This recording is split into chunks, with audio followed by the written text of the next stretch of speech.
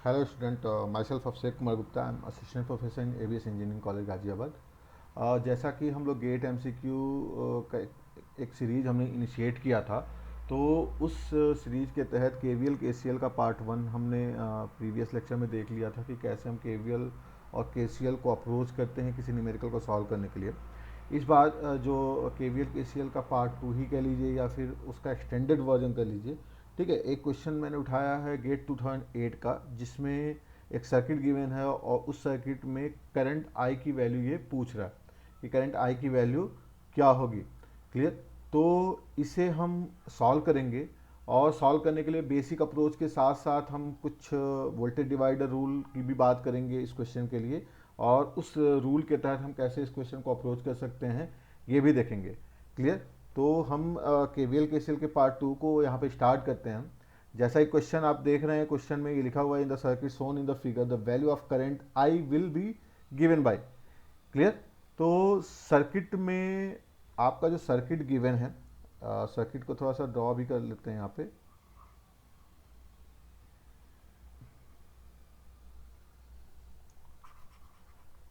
ठीक है। तो यहाँ पे जो सर्किट गिवन है, इस सर्किट में आपको क्या निकालना है, आई करंट की वैल्यू। सर्किट क्या है, एक 5 वोल्ट का सोर्स, ठीक है, 1 ओम का रजिस्टेंस, एक रजिस्टेंस यहाँ पे, ये दोनों नोड एक दूसरे से कनेक्टेड हैं। ये एक रेजिस्टेंस 1 ओम का, ये रेजिस्टेंस 3 ओम का, और यहाँ पे एक डिपेंडेंट वोल्टेज सोर्स लिया गया। क्लियर। डिपेंडेंट और इंडिपेंडेंट सोर्स, दो तरह के सोर्स होते हैं। डिपेंडेंट सोर्स का मतलब ये हो गया कि जो किसी एलिमेंट के अक्रॉस वोल्टेज पे या किसी एलिमेंट पे फ्लो होने वाले करंट पे डिपेंडेंट होता हो। क्लियर। तो अभी हम डिपेंडेंट सोर्स की बात थोड़ी सी कर लेंगे। थोड़ा सा ब्रीफ में बस आइडिया में दे दूंगा कि डिपेंडेंट सोर्स होता क्या है। ये आपका 5 वोल्ट का source, 1 ohm resistance, 1 ohm resistance, 1 ohm resistance and 3 ohm resistance. Clear. जैसा ही क्वेश्चन मेंशन है, ये वैल्यू जो है वो वी ए बी के बराबर है। क्लियर। और ये value 4 times of V A B के बराबर है, और ये करंट हमें निकालना है। यानी हमारे लिए जो अननोन वैल्यू है वो अननोन वैल्यू है ये करंट आई। क्लियर। यानी हमें आई करंट को कैलकुलेट करना। क्लियर। ठीक है। तो इस क्वेश्चन को पहले हम बेसिक अप्रोच से सॉल्व करेंगे, फिर उसके बाद हम, जैसा कि बताया मैंने कि वोल्टेज डिवाइडर रूल का जो लॉजिक होता है उस लॉजिक के थ्रू भी हम इस क्वेश्चन को थोड़ा कम समय में इस क्वेश्चन को क्रैक कर लेंगे। क्लियर। ठीक है। 2 मार्क्स का क्वेश्चन था ये गेट 2008 का। क्लियर। ठीक है। तो बस टाइम कंज्यूमिंग मेन क्या होता है कि टाइम आप कितना ज़्यादा से ज़्यादा सेव कर लेते हैं किसी भी क्वेश्चन को अप्रोच करने के लिए। ठीक है। अगर इस क्वेश्चन को हम अप्रोच करेंगे तो एक लूप हमें ये मिल रहा है, ये हमने मान लिया करंट आई वन है। एक लूप हमें ये मिल रहा है, ये करंट आई है।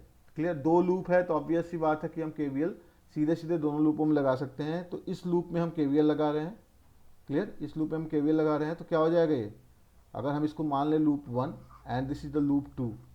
लूप वन में हम केवीएल लगा रहे हैं तो 5 volt minus I one into one minus I one into one equal to zero. जैसा कि मैंने बताया था कि लूप के डायरेक्शन में करंट का डायरेक्शन है तो हमें क्या लेना है, निगेटिव साइन। क्लियर। तो वही चीज़ है यहाँ पे। तो यहाँ पे आई वन की वैल्यू अगर हम सॉल्व करेंगे तो 2.5 एम्पियर आ जाने। क्लियर। ठीक है। लूप टू में हम केवीएल लगाएं, लूप टू में केवीएल लगाएं जरा। तो यहाँ पे देखिए अगर हम लगाएंगे तो 4 V A B minus 3 I minus I, 1 into I मतलब आई हो गया यहाँ पे इक्वल टू जीरो। लूप के डायरेक्शन में करंट का डायरेक्शन है तो हमने निगेटिव साइन ले लिया है। तो यहाँ से हम आई की वैल्यू निकालें तो आई की वैल्यू हमें क्या मिल जा रही है, वी ए बी के बराबर। यानी हमारे पास क्या है, दो अननोन हो गए एक तरह से, वी ए बी और आई। क्लियर। आई वन की वैल्यू चलो हमें मिल गई 2.5 एम्पियर। अगर हम यहाँ पे देखें तो हमें वी ए बी पे कंसंट्रेट करना है। अगर हमने वी ए बी की वैल्यू कैलकुलेट कर ली तो हमें आई मिल जाएगा। क्लियर। तो हमें निकालना क्या एक तरह से, वी ए बी। अगर वी ए बी की बात करें हम यहाँ पे तो वी ए बी की वैल्यू क्या है, V A minus V B के बराबर। यानी अगर हम वी ए और वी बी निकाल लें तो भी हमारी समस्या खत्म हो जाएगी। तो वी ए और वी बी निकालने के लिए चूंकि ये कॉमन नोड है तो इसको हम ग्राउंड नोड मान सकते हैं, यानी 0 वोल्ट। क्लियर। तो एक तरह से देखा जाए तो ये नोड आपका क्या हो गया, ए नोड, और ये नोड हो गया आपका बी नोड। ये क्वेश्चन में भी मेंशन है। क्लियर। तो इस नोड का जो वोल्टेज होगा वो वी ए के बराबर होगा और इस नोड का जो वोल्टेज होगा वो वी बी के बराबर होगा। क्लियर। तो वी ए माइनस जीरो इसके अक्रॉस, यानी अगर हम देखें यहाँ पे तो इस 1 ओम के अक्रॉस का जो वोल्टेज है वो क्या है, वी ए माइनस जीरो के बराबर, यानी किसके बराबर है ये, वी ए के बराबर। इसी तरह इस 1 ओम के अक्रॉस का जो वोल्टेज है, क्लियर, ठीक है, वो क्या हो जाएगा, किसके बराबर हो जाएगा, वी बी के बराबर, यानी ये जो वैल्यू होगी वो वी बी के बराबर होगी। क्लियर है चीज, ठीक है। तो यहाँ पे इस रेजिस्टेंस का जो वोल्टेज है, इस रेजिस्टेंस का जो वोल्टेज है वो आपका वी ए के बराबर है, और इस रेजिस्टेंस का जो वोल्टेज है वो आपका वी बी के बराबर है। बस हमें यही निकालना था। क्लियर, ठीक है। तो अगर हम यहाँ पे देखें, हमने केवीएल लगा के आई की वैल्यू तो ऑलरेडी निकाल दी है। अगर हमें किसी एलिमेंट के क्रॉस का वोल्टेज निकालना होता है तो हम क्या करते हैं, सिंपली आई इंटू आर कर देते हैं। तो यहाँ भी हम वही काम करेंगे। अगर हम देखें यहाँ पे तो वी ए की वैल्यू क्या हो जाएगी, करंट आई वन है, रजिस्टेंस की वैल्यू कितनी है 1 ओम, तो आई वन इंटू वन के बराबर, और आई वन की वैल्यू कितनी निकाली थी आपने 2.5 एम्पियर इंटू 1, यानी क्या आ गया ये 2.5 वोल्ट, यानी वी ए की वैल्यू आपने निकाल ली। सिमिलरली वी बी की वैल्यू अगर आपको निकालनी है तो वी बी इक्वल टू क्या हो जाएगा, 1 ओम के अक्रॉस का वोल्टेज। तो 1 ओम के अक्रॉस का वोल्टेज का मतलब क्या हो गया, करंट कितना फ्लो हो रहा है उसके अक्रॉस, आई वन इंटू वन, यानी सॉरी आई, क्लियर, ये वैल्यू जो है वो आई के बराबर है, ठीक है। लूप 2 में जो करंट फ्लो हो रहा है वो आई के बराबर फ्लो हो रहा है, तो वी बी की वैल्यू आई इंटू वन, यानी आई के बराबर, क्लियर, और आई की वैल्यू क्या है आपकी वी ए बी के बराबर, क्लियर। तो हमें पता है कि V A B equal to क्या होता है, V A minus V B के बराबर। वी ए की वैल्यू अब कितनी आई है 2.5 वोल्ट, वी ए बी की वैल्यू कितनी है आपकी, वी बी की वैल्यू कितनी आई है आपकी वी ए बी के बराबर। तो V A B equal to क्या आ गया 2.5 माइनस वी ए बी, तो यहाँ पे वी ए बी एक साथ ले लेंगे तो क्या आ जाएगा ये 2 V A B equal to 2.5 volt, clear. तो वी ए बी की वैल्यू कितनी आ गई आपकी 1.25 वोल्ट, और आप साफ साफ देख रहे हैं कि आई की वैल्यू क्या है वी ए बी के बराबर, तो ऑब्वियस सी बात है कि आई की वैल्यू क्या हो जाएगी 1.25 ampere, is the right answer. तो आपको आंसर यहाँ पे दिख रहा होगा, B option is the right answer, clear.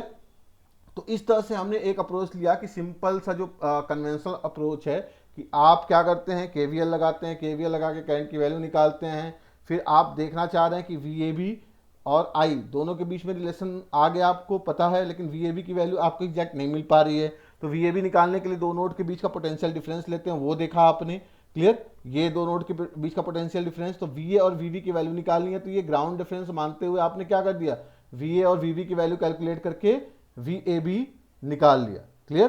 तो वी ए बी की वैल्यू आपकी कितनी आ गई है 1.25 वोल्ट, तो वी ए बी 1.25 वोल्ट आ गई, तो करंट की वैल्यू भी 1.25 एम्पियर आ गई, क्लियर। अब हम बात कर रहे हैं कि इस क्वेश्चन को हम सीधे सीधे वोल्टेज डिवाइडर रूल से भी अप्रोच कर सकते थे। वो कैसे कर सकते थे देखिए जरा, ठीक है, सीधे सीधे हम वोल्टेज डिवाइडर रूल से भी अप्रोच कर सकते हैं इस क्वेश्चन को। पहले वोल्टेज डिवाइडर रूल एक बार समझ लेते हैं, एक बार रिकॉल कर लेते हैं होता क्या है, फिर इस क्वेश्चन में वोल्टेज डिवाइडर रूल को सीधे सीधे हम अप्रोच करेंगे, क्लियर। वोल्टेज डिवाइडर रूल क्या होता है कि कोई भी एलिमेंट, भले ही वो एसी हो या डीसी हो, मतलब रजिस्टर, इंडक्टर, कैपेसिटर, कुछ भी हो सकता है। अगर मान लो यहाँ पे हमने एक सोर्स लगा रखा है, ठीक है, और 3 रजिस्टर सीरीज में है, क्लियर, मान लिया R1, R2, R3 सीरीज में, क्लियर, वोल्टेज V है, करंट की वैल्यू आपकी आ गई I। तो अगर आप I निकालेंगे तो I की वैल्यू कितनी आ जाएगी V upon R1 plus R2 plus R3, KVL लगाएंगे तो V इक्वल टू क्या आ जाएगा I into R1 plus R2 plus R3। अगर आप रेजिस्टेंस R1 के अक्रॉस वोल्टेज निकालने की कोशिश करेंगे तो V R1 की वैल्यू कितनी आएगी, अगर हम इसके अक्रॉस वोल्टेज निकालें V R1 है ये, ठीक है, और ये V R2 और ये V R3, V R1 की वैल्यू क्या आ जाएगी I इंटू R1 के बराबर, यानी क्या आ गया ये R1 upon R1 plus R2 plus R3 into V, clear, ठीक है। तो आप ये कह सकते हैं कि जिस एलिमेंट के अक्रॉस हमें वोल्टेज निकालना है उसका रेजिस्टेंस ले लें न्यूमरेटर में, अपॉन सारे सीरीज रेजिस्टेंस का सम डिनोमिनेटर में ले लें, R1 upon R1 plus R2 plus R3 into total voltage. यानी आप ये कह सकते हैं सीधे सीधे, अगर आपको VR2 बताना है तो VR2 आप क्या लिखेंगे, VR2 की वैल्यू आप लिखेंगे जिसके अक्रॉस हमें निकालना है उसका रेजिस्टेंस अपॉन तीनों सीरीज रेजिस्टेंस का सम। यहाँ पे 3 रजिस्टर लिया हमने तो तीनों का सम ले लिया इंटू टोटल वोल्टेज कितना है V के बराबर।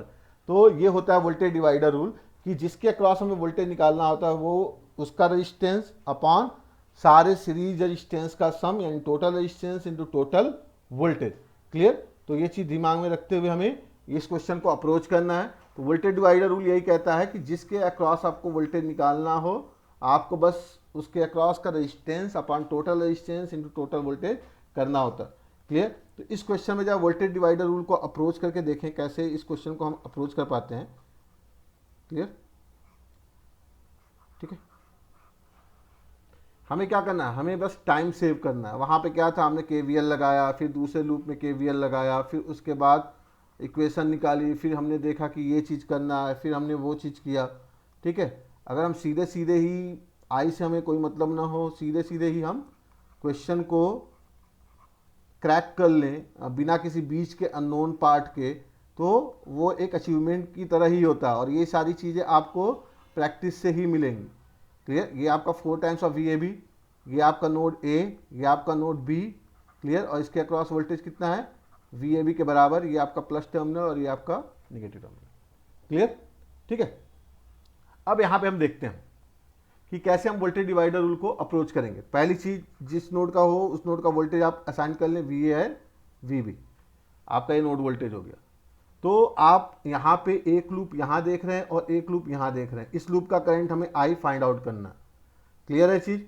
ठीक है, तो यहाँ पे अगर ध्यान दोगे तुम, तो ये दोनों रेजिस्टेंस 1 ओम और 1 ओम, ये रेजिस्टेंस एंड ये रेजिस्टेंस दोनों क्या है, सीरीज में है।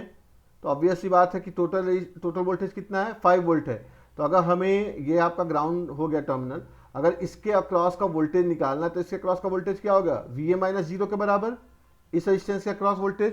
तो voltage divider by voltage divider rule, अगर हम वोल्टेज डिवाइडर रूल लगाएं सीधे सीधे, तो यहाँ पे आप निकाल सकते हैं कि वी ए माइनस जीरो की वैल्यू कितनी आ गई आपकी, 1 ओम के अक्रॉस निकालना है upon total resistance 1 plus 1 into total voltage कितना है 5, यानी कितना आ गया ये 2.5 वोल्ट। सीधे आपका आंसर आ गया V A equal to 2.5 volt. Clear? हमने क्या किया था, आई निकाला था, फिर आई इंटू आर किया था, तो ये करने की कोई जरूरत नहीं है। क्लियर? इसी तरह लूप 2 में हम देखें, लूप 2 में अगर हम देखेंगे, यानी इस लूप की बात अगर हम करेंगे, तो ये 3 ओम का रेजिस्टेंस और 1 ओम का रेजिस्टेंस दोनों क्या है, सीरीज में है। टोटल वोल्टेज कितना है, 4 times of V A B. Clear? तो ऑब्वियस सी बात है, यहां भी V V minus zero equal to क्या हो जाएगा, जिसके अक्रॉस निकालना है वो 1 ओम है, upon total resistance 1 plus 3 into total voltage कितना है 4 times of V A B. तो ये वैल्यू कितनी आ गई, वी ए बी के बराबर, 4 से 4 कैंसिल आउट हो जाएगा और ये वी ए बी के बराबर आ जाएगी, यानी वी बी की वैल्यू क्या आ गई आपकी, वी ए बी के बराबर। क्लियर? वहां भी वही चीज आ रहा था। फिर हमें क्या करना है, simply V A B equal to V A minus V B, value put करनी है हमें 2.5 minus V A B. Clear? यहां से वी ए बी की वैल्यू कितनी आ गई, 1.25 वोल्ट।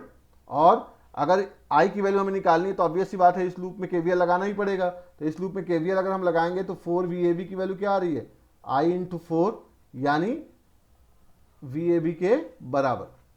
क्लियर? ठीक है, तो आई की वैल्यू कितनी आ जाएगी यहाँ पे 1.25 एम्पियर। तो एक अप्रोच ये भी है, इस अप्रोच के थ्रू भी आप क्वेश्चन को सीधे सीधे क्रैक कर सकते हैं। क्लियर? ठीक है, बस हमने क्या किया, यहाँ पे बीच के पार्ट को एलिमिनेट किया, यानी I1 जो हमने माना था, जो आई हमें तो आई तो निकालना ही है, उसका रोल तो बाद में आना ही आना है। जो I1 हमने माना था, एक अननोन जो बेवजह हमारा एक्स्ट्रा बढ़ रहा था, उसकी वजह से एक आध लाइन बढ़ रहे थे, वो चीजें कम हो जाएंगी, यानी क्वेश्चन आप बहुत जल्दी ही क्रैक कर लेंगे। क्लियर? तो इस चीज का आपको ध्यान रखना। अभी भी आंसर क्या आ रहा है, 1.25 एम्पियर ही आ रहा है। मैं बात कर रहा था डिपेंडेंट सोर्स की, तो डिपेंडेंट सोर्स क्या होते हैं, जो किसी एलिमेंट के अक्रॉस वोल्टेज पे या करंट पे डिपेंडेंट होते हो। तो अगर हम यहाँ पे बात करें डिपेंडेंट सोर्स की, तो डिपेंडेंट सोर्स क्या होंगे, ऑब्वियस सी बात है कि इलेक्ट्रिकल टर्म में दो ही टर्म होते हैं, वोल्टेज और करंट, यानी या तो वोल्टेज कंट्रोल्ड होगा या फिर वो करंट कंट्रोल्ड होगा। तो अगर हम डिपेंडेंट सोर्स की बात करें, तो डिपेंडेंट सोर्स या तो वोल्टेज कंट्रोल्ड हो सकता है या फिर करंट कंट्रोल। क्लियर? ठीक है, और सोर्स कितने तरह के हो सकते हैं, या तो वोल्टेज सोर्स हो सकता है या फिर करंट सोर्स। क्लियर? यहां भी क्या हो सकता है, या तो वोल्टेज सोर्स हो सकता है या फिर करंट सोर्स। यही 4 तरह के सोर्स, मतलब 4 तरह की पॉसिबिलिटी बनेंगी, यानी voltage control dependent, voltage control voltage source, dependent voltage controlled current source, dependent current controlled voltage source, dependent current controlled current source, यानी ये चार तरह से होते हैं। आपका क्या होता है, DV dependent voltage controlled voltage source, clear, ठीक है। Dependent voltage controlled, VC, VS बोलते हैं इसको, ठीक है। तो ये चीज़ें आपने पढ़ी रखी होगी, बस मैं ऐसे ही यहाँ पे बता दे रहा हूँ क्या होता है। Voltage controlled voltage source, voltage controlled current source, current controlled voltage source and current control current source, यानी वीसी जो दो एपोस्ट्रोफी है कंट्रोल एक्शन के लिए है, क्लियर। और ये तुम्हारे voltage source, current source, voltage source and current source, यही चार तरह के सोर्स होते हैं। और डिपेंडेंट सोर्स को हम रेक्टेंगुलर बॉक्स से बनाते हैं, ठीक है। जैसे मान low voltage control voltage source है तो ये आपका यहाँ पे कुछ वी आएगा, क्लियर। यहाँ पे अगर करंट सोर्स है तो रेक्टेंगुलर बॉक्स होगा, एरो बना देंगे हम यहाँ पे, यहाँ भी कुछ वी आएगा, मतलब वोल्टेज पे डिपेंड करेगा। तो ये सारी चीज़ें हैं, तो ये तो आपको पता ही होगा। फिलहाल हम क्वेश्चन पे ही बात कर रहे थे, तो क्वेश्चन आपको क्लियर हुआ होगा कैसे हमें क्वेश्चन को कम से कम समय में अटेम्प्ट करना है। तो ये चीज़ें ध्यान रखनी है हमें, हमें ये चीज़ें नहीं, मतलब कन्वेंशनल अप्रोच के थ्रू हमें ऐसा नहीं करना है कि बेवजह हम टाइम को वेस्ट करें। तो टाइम बचाना बहुत ही इंपॉर्टेंट होता है किसी भी कम्पिटिटिव एग्जाम में। तो वोल्टेज डिवाइडर रूल का ये बहुत ही अच्छा यूज़ था। हालांकि क्वेश्चन बहुत आसान था, थोड़ा सा टिपिकल था, बस वीएबी का जो लॉजिक था उसकी वजह से, ठीक है। तो आई होप आपको समझ में आया होगा। तो प्लीज़ अगर आपको कोई डाउट हो तो चैट बॉक्स में छोड़िए, कोई भी कन्फ्यूजन हो तो आप वहाँ पे पूछ सकते हैं, क्लियर, ठीक है। तो आप चैनल को सब्सक्राइब करिए, ठीक है, शेयर करिए। Thank you very much.